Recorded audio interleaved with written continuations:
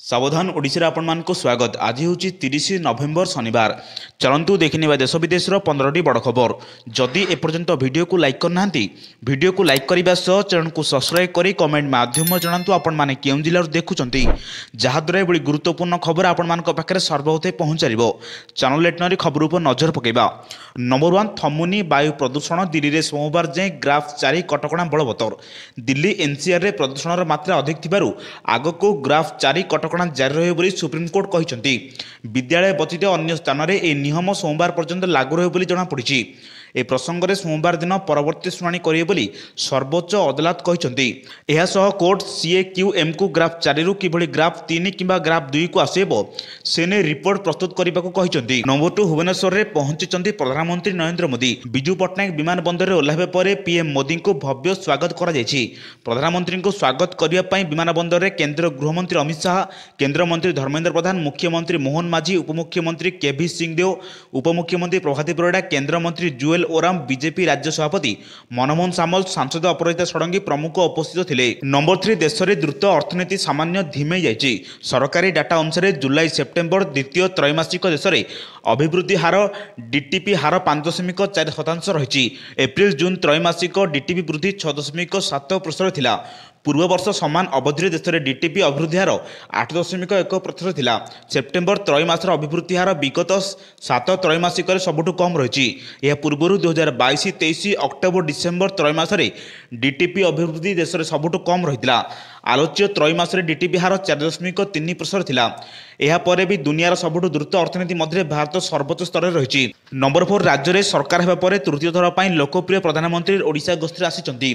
प्रधानमंत्री नरेंद्र मोदी को ओडिशा गस्त परिप्रेक्षी में आयोजित संबर्धना सभा कार्यक्रम में वरिष्ठ नेतृत्व सह जोगदे ओडिशावासी तरफ लोकप्रिय प्रधानमंत्री मुख्य मोहन चरण माझी पवित्र ओडिशा माटी को स्वागत जणाइछन्ति।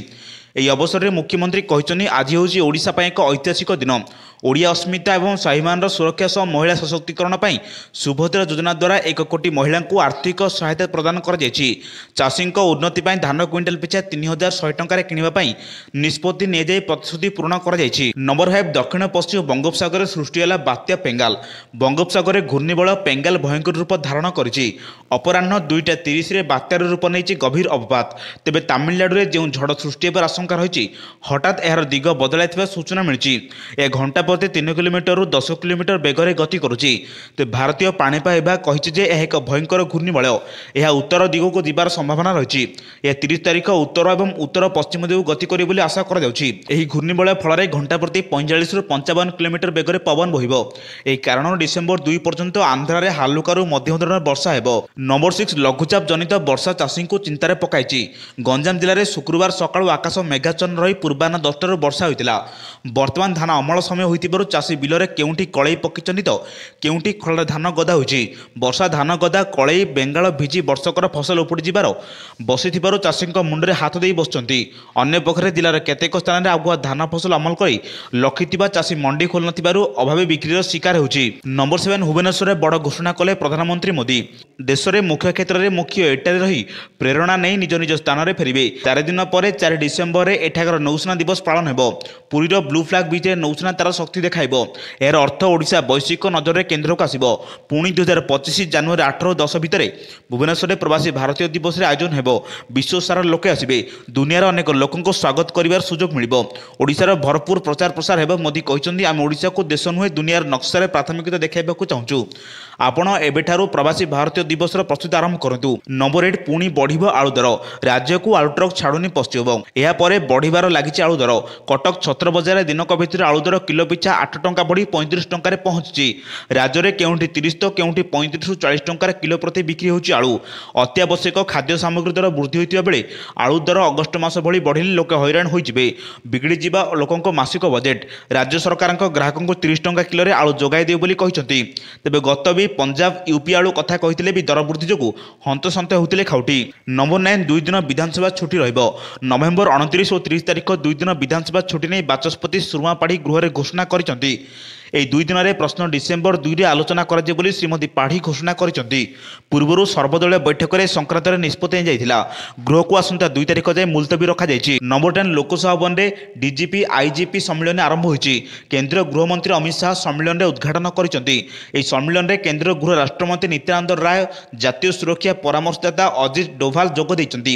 ବିଭିନ୍ନ ରାଜ୍ୟରେ ଡିଜିପି ଓ ଆଇଜିଙ୍କ ରାଙ୍କର ଅଧିକାରୀ ଉପସ୍ଥିତ ଅଛନ୍ତି।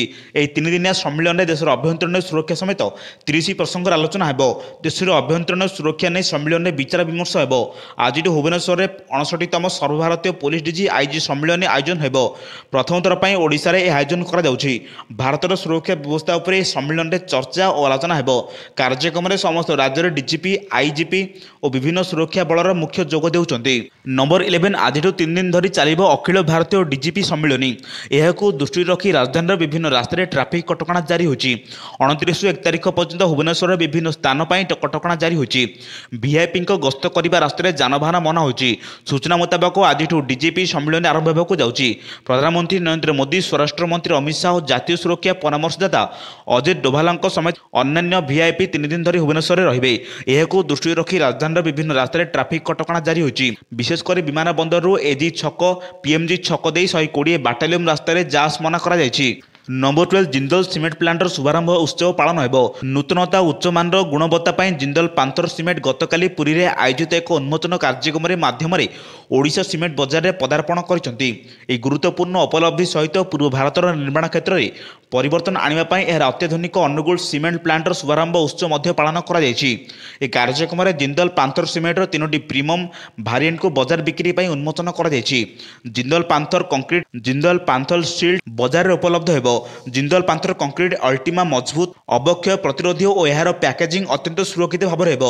ନମ୍ବର 13 ଶ୍ରୀକ୍ଷେତ୍ରରେ ନୌସେନା ସୌର୍ଯ୍ୟର ଝଲକ ଦେଖାଯିବ। ଆକାଶରୁ ଖସିଲା ଗୋଳା ବାରୁଦ। 15ରୁ ଉର୍ଦ୍ଧ୍ୱ ଯୁଦ୍ଧ ଜାହାଜ ପୁରୀ ସହର ଉପକୂଳରେ ଧାଡ଼ି ହୋଇଥିଲେ। ଏୟାରକ୍ରାଫ୍ଟର ଗର୍ଜନରେ ପ୍ରକମ୍ପିତ ହେଉଥିଲା ସହର। ଉପକୂଳ ରଣକ୍ଷେତ୍ର ସଦୃଶ ପ୍ରତୀୟମାନ ହେଉଥିଲା।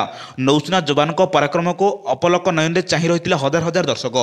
ଗୁରୁବାର ନୌସେନା ଦିବସ ପାଳନର ପ୍ରଥମ ଝଲକ ଦେଖିଛି ଶ୍ରୀକ୍ଷେତ୍ର। ଜଳ, ସ୍ଥଳ ଓ ଆକାଶ ସବୁଠି ନିଜର ପରାକ୍ରମ ପ୍ରଦର୍ଶନ କରିଛନ୍ତି ବୀର ଯବାନ। ଆସନ୍ତା ଡିସେମ୍ବର 4 ନୌସେନା ଦିବସ ପାଳନ ପାଇଁ ଗୁରୁବାରଠାରୁ ଆରମ୍ଭ ହୋଇଛି ପ୍ରଦର୍ଶନ। ଜାତୀୟ ସଙ୍ଗୀତ ଗାୟନରୁ ପ୍ରଦର୍ଶନ ଆରମ୍ଭ ହୋଇଥିଲା। ଗୋଟିଏ ପରେ ଗୋଟିଏ ରଣକୌଶଳ ପ୍ରଦର୍ଶନ କରାଯାଇଥିଲା। ନୌସେନା କେମିତି ଶତ୍ରୁଙ୍କୁ ନିପାତ କଲେ ତାହା ମଧ୍ୟ ଦେଖାଯାଇଥିଲା। ନମ୍ବର 14 ଖସୁଛି ପାରଦ, ବଢ଼ୁଛି ଶୀତ। ହାଡ଼ଭଙ୍ଗା ଶୀତରେ ଥରୁଛି ଶିମିଳିପାଳ। ଘନ କୁହୁଡ଼ି ସାଙ୍ଗକୁ ଶୀତର ଲହରୀ ଜାରି ହୋଇଛି। 5 ଡିଗ୍ରୀ ଖସିଲା ପାରଦ। ଶିମିଳିପାଳ ଅଭୟାରଣ୍ୟରେ ଉପର ବାରାକାମୁଣ୍ଡାଠାରେ ସର୍ବନିମ୍ନ 5 ଡିଗ୍ରୀ ତାପମାତ୍ରା ରେକର୍ଡ କରାଯାଇଥିବା ବେଳେ ବନ ବିଭାଗ ପକ୍ଷରୁ ସୂଚନା ମିଳିଛି। ସେହିପରି ଶିମିଳିପାଳ ପ୍ରଦେଶରେ ଅବସ୍ଥିତ ଯଶୀପୁର, ଠାକୁରମୁଣ୍ଡା, କରଞ୍ଜିଆ, ରୁରୁଆ ଓ ସୁକ୍ରୁଳି ଅଞ୍ଚଳରେ ଘନ କୁହୁଡ଼ି ସାଙ୍ଗକୁ ଶୀତର ପ୍ରକୋପ ବୃଦ୍ଧି ପାଉଛି। ଶୀତ ବଢ଼ିବା କାରଣରୁ ଲୋକେ ଅସୁବିଧାର ସମ୍ମୁଖୀନ ହେଉଛନ୍ତି। ବିଶେଷ କରି ବୟସ୍କ ଲୋକମାନଙ୍କୁ ହାଡ଼ଭଙ୍ଗା ଶୀତ କଷ୍ଟ ଦେଉଛି। ଅଧିକ କୁହୁଡ଼ି କାରଣରୁ ଯାତାୟାତରେ ବାଧାପ୍ରାପ୍ତ ହୋଇଛି। ଲୋକେ ଗାଡ଼ିର ଲାଇଟ୍ ଲଗାଇ ଯାନବାହନ ଚଳାଚଳ କରୁଛନ୍ତି। ଶୀତ କାରଣରୁ ଅନେକ ସ୍ଥାନରେ ଲୋକେ ନିଆଁ ଜାଳି ବସିଥିବାର ମଧ୍ୟ ଦେଖିବାକୁ ମିଳିଛି। ନମ୍ବର 15 ବିମାନ ବନ୍ଦରରୁ ସିଧା ସ୍ଥଳଭାଗରେ ପହଞ୍ଚିଲେ ମୋଦି। ବିମାନ ବନ୍ଦର ନିକଟରେ ଅନୁଷ୍ଠିତ ହେଉଛି ସଭା। ସଭାସ୍ଥଳରେ ପ୍ରଧାନମନ୍ତ୍ରୀଙ୍କୁ ଭବ୍ୟ ସ୍ୱାଗତ କରାଯାଇଛି। ସଭାରେ ମୁଖ୍ୟମନ୍ତ୍ରୀ ମୋହନ ମାଝୀ ଉପସ୍ଥିତ ରହି ମଞ୍ଚ ଉପରକୁ ମୋଦିଙ୍କୁ ସ୍ୱାଗତ କରିଥିଲେ। ସଭାରେ ନିଜର ଅଭିଭାଷଣ ରଖିଛନ୍ତି ମୁଖ୍ୟମନ୍ତ୍ରୀ। ମୁଖ୍ୟମନ୍ତ୍ରୀ ତାଙ୍କ ଅଭିଭାଷଣରେ କହିଛନ୍ତି ବିଜେପି ସରକାର ଗଠନ କରିବା ପରଠୁ ଏହା ପ୍ରଧାନମନ୍ତ୍ରୀଙ୍କ ତୃତୀୟ ଥର ଓଡ଼ିଶା ଗସ୍ତ। ପ୍ରଧାନମନ୍ତ୍ରୀଙ୍କ ନେତୃତ୍ୱରେ ଦେଶରେ ଆଜି ସୁଦୃଢ଼ ହେଉଛି। ବିଶ୍ୱର ଶକ୍ତିଶାଳୀ ଦେଶମାନଙ୍କ ମଧ୍ୟରେ ଆଜି ଭାରତ ଅନ୍ୟତମ। ବାହ୍ୟ ସୁରକ୍ଷା ହେଉ କି ଅଭ୍ୟନ୍ତରୀଣ ସୁରକ୍ଷା ଦେଶ ଆଜି ପୂର୍ବ ଅପେକ୍ଷା ବେଶ୍ ସୁରକ୍ଷିତ ରହିଛି। ଓଡ଼ିଶାରେ ପ୍ରଥମ ଥର ପାଇଁ ଡିଜିପି ସମ୍ମିଳନୀ ଆୟୋଜନ ହେବ। ସେଥିପାଇଁ ମୁଁ ପ୍ରଧାନମନ୍ତ୍ରୀଙ୍କୁ ଧନ୍ୟବାଦ ଜଣାଉଛି ବୋଲି ମୁଖ୍ୟମନ୍ତ୍ରୀ କହିଛନ୍ତି। ଏହିଭଳି ଗୁରୁତ୍ୱପୂର୍ଣ୍ଣ ଖବର ପାଇବା ପାଇଁ ଆମ ଚ୍ୟାନେଲ ସହ ଯୋଡ଼ି ରୁହନ୍ତୁ। ଯଦି ଚ୍ୟାନେଲରେ ନଥିବେ ତେବେ ଚ୍ୟାନେଲକୁ ସବସ୍କ୍ରାଇବ୍ କରି ପାଖରେ ଥିବା ବେଲ୍ ଆଇକନ୍ ଦବାଇ ନୋଟିଫିକେସନକୁ ଅନ୍ କରନ୍ତୁ। ଯାହାଦ୍ୱାରା ଏଭଳି ଗୁରୁତ୍ୱପୂର୍ଣ୍ଣ ଖବର ଆପଣମାନଙ୍କ ପାଖରେ ସର୍ବପ୍ରଥମେ ପହଞ୍ଚିପାରିବ। ବ୍ୟୁରୋ ରିପୋର୍ଟ, ସାବଧାନ ଓଡ଼ିଶା।